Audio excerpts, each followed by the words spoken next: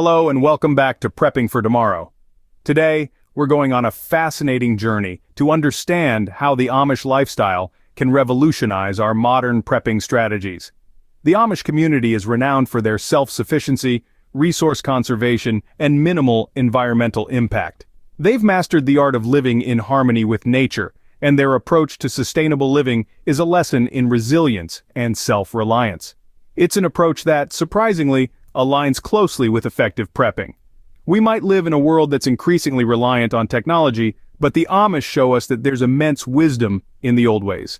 Their rejection of modern conveniences, their emphasis on hard work, and their deep respect for the earth can teach us valuable lessons on long-term survival. So, let's delve into the Amish way of life and discover how their practices can be a game changer in our prepping plans. The Amish are known for their simple, technology-free lifestyle, but there's much more to it than meets the eye. The Amish community has long been admired for its self-sufficiency and sustainability, traits that are often overlooked in our fast-paced, technology-driven world. They live off the land, shunning most modern conveniences to uphold their religious beliefs and maintain their close-knit communities. But it's not just about tradition or religion, it's about survival. Imagine living in a world without electricity, without modern appliances, without the internet. It's a daunting prospect for many, but for the Amish it's just another day. Their way of life is not dictated by convenience, but by sustainability and resilience, and these principles, surprisingly, align closely with the tenets of effective prepping. Living sustainably means minimizing waste, conserving resources, and relying on renewable sources of energy. It's about understanding the natural cycles of the earth and working in harmony with them rather than against them. The Amish have mastered this art, using age-old techniques to farm their land, manage their energy needs, and conserve water. Resilience, on the other hand, is about being able to withstand and recover from difficult situations. It's about being prepared for the worst, but hoping for the best.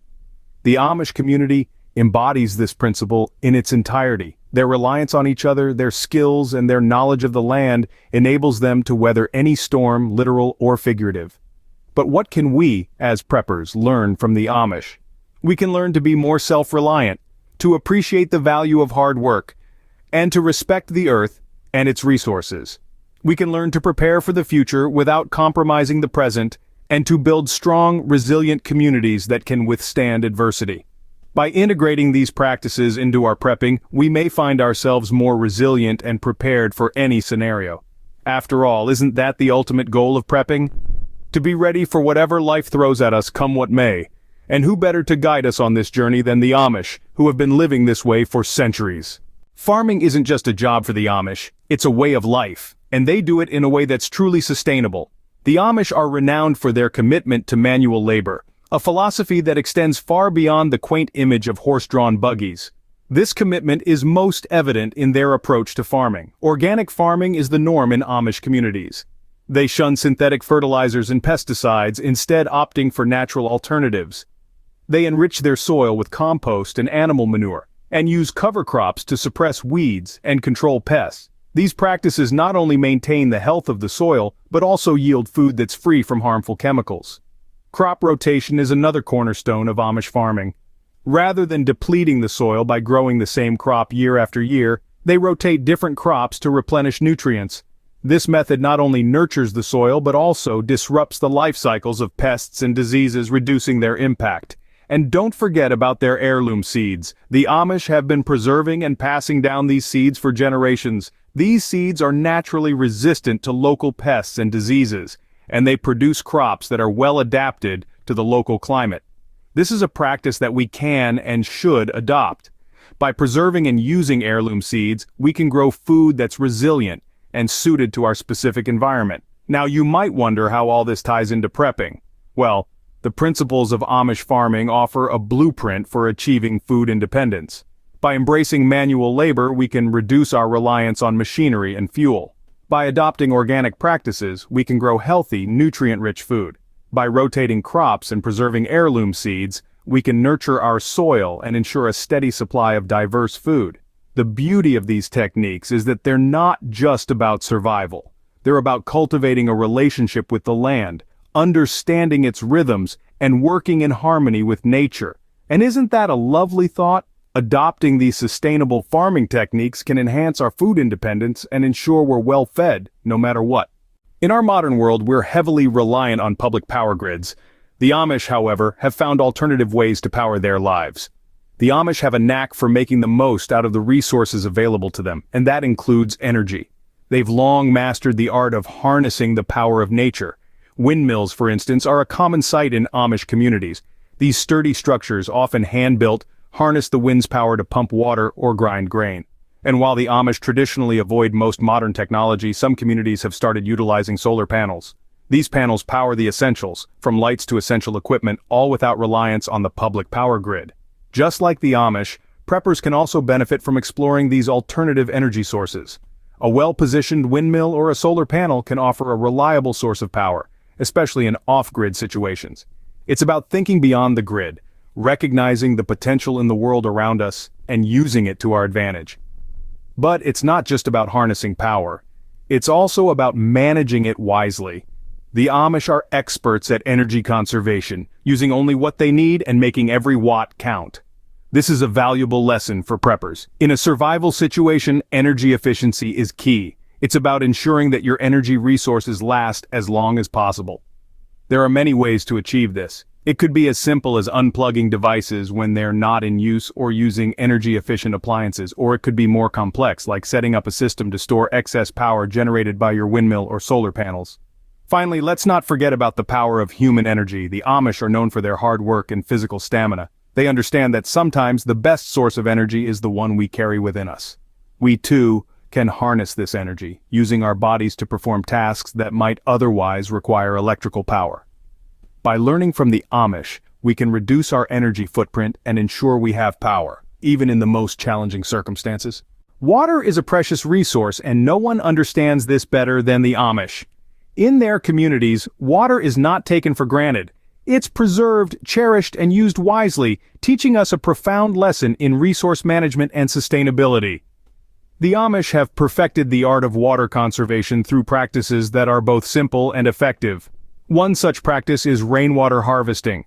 Rainwater is captured, stored, and later used for a variety of purposes, such as watering crops and livestock, washing clothes, and even drinking.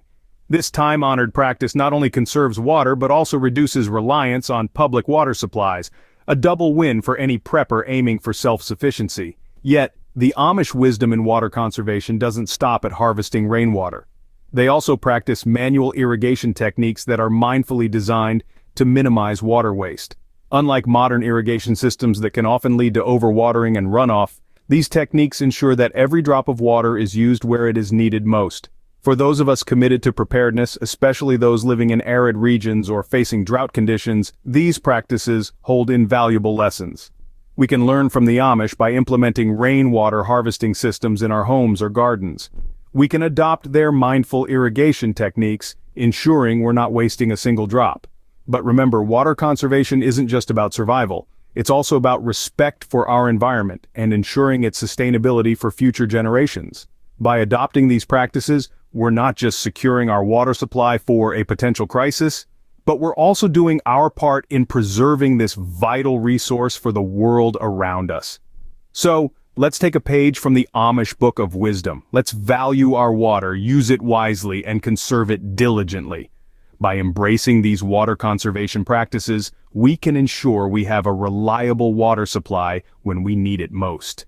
In our throwaway society, the Amish stand out with their approach to waste. The Amish community has been practicing recycling and waste reduction long before it became a trending topic. Their philosophy is simple: waste not, want not.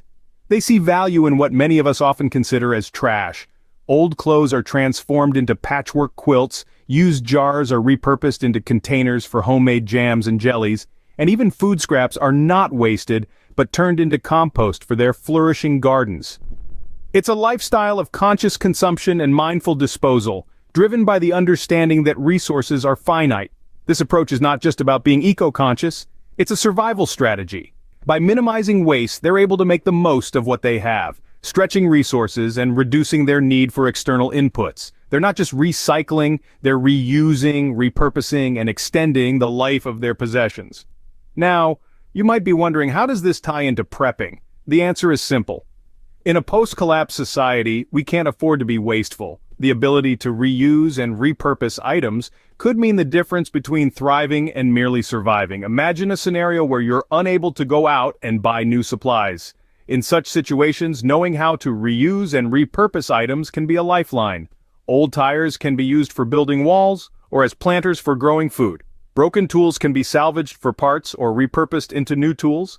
Glass bottles can be used for storing water or preserving food. The possibilities are endless. But it's not just about survival. By adopting these principles now, we can reduce our environmental impact and live more sustainably. It's about making a positive change, not just for ourselves but for the world. So let's take a page from the Amish Book of Wisdom.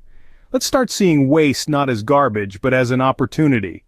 An opportunity to be creative, to be resourceful, and to be better stewards of our planet. By reducing our waste and recycling, we not only help the environment, but also increase our own sustainability and resilience. The Amish place great importance on community, and in times of crisis, community can be our greatest asset. The Amish lifestyle is a testament to the power of collective effort. You see, in their communities, everyone has a role to play, and each person's skill set is valued and utilized for the greater good.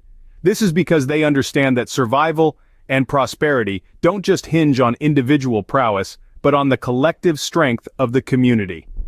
In a world where the individual often takes center stage, the Amish remind us of the importance of cooperation and mutual aid. Their barn-raising tradition is a perfect example. When a new barn is needed, the whole community comes together to build it. It's not a one-man job, it's a community effort, and it's done with joy and a sense of shared purpose. Now, imagine applying this principle to a prepping context. Like the Amish, we can build communities where skills, labor, and resources are pooled together. Each person brings their unique talents to the table, whether it's growing food, building shelters, or providing medical care. In this way, everyone benefits, and the group as a whole becomes more resilient. Additionally, in an Amish community, skills and knowledge are freely shared. They believe in the power of education and the passing down of essential skills from generation to generation. This isn't just about preserving traditions, it's about ensuring survival and sustainability. For us, this might mean sharing knowledge about off-grid living, food preservation, or emergency first aid. By teaching and learning from each other, we can ensure that everyone in our community is equipped with the skills they need to survive and thrive. So let's take a leaf out of the Amish book. Let's build strong, cooperative communities. Let's pool our resources, share our skills, and work together towards a common goal. Because as the Amish have shown us, it's not just about surviving, it's about thriving together. By fostering a strong community, we can work together to face any challenges that come our way. For the Amish, hand tools aren't just tools, they're a way of life. They are the embodiment of their philosophy of simplicity and self-reliance, a testament to their skill and dedication. This preference for hand tools is not just a matter of tradition, but also a practical choice. By relying on hand tools, the Amish ensure they can continue to work and create, even in the absence of electricity or modern conveniences. Picture this: a well-crafted wooden chair, a quilt with intricate patterns, a sturdy barn, all created with nothing but hand tools and skilled hands. The Amish are masters of their craft, and their work stands the test of time. This is the kind of craftsmanship that leaves no room for error, that requires patience, precision, and a deep understanding of the material you're working with. Now let's think about the implications for preppers. Mastering hand tools means independence from power tools. It means being able to repair and create necessary items, even when the grid is down. It means self-reliance and resilience, two principles at the heart of prepping. Imagine being able to build your own shelter, fix a broken piece of equipment, or create a useful tool from scratch, all with your own hands and a few simple tools. That's a level of independence and self-sufficiency that can make all the difference when the chips are down. And it's not just about survival. Learning to work with hand tools can also be a source of satisfaction and pride. It's about creating something tangible, something lasting, with your own hands. It's about connecting with the material world in a direct, meaningful way. Mastering these skills not only gives us independence, but also the ability to create and repair necessary items. It's a journey of self-discovery and self-reliance, a path that leads not just to survival, but to a richer, more fulfilling life. And isn't that what prepping is really all about?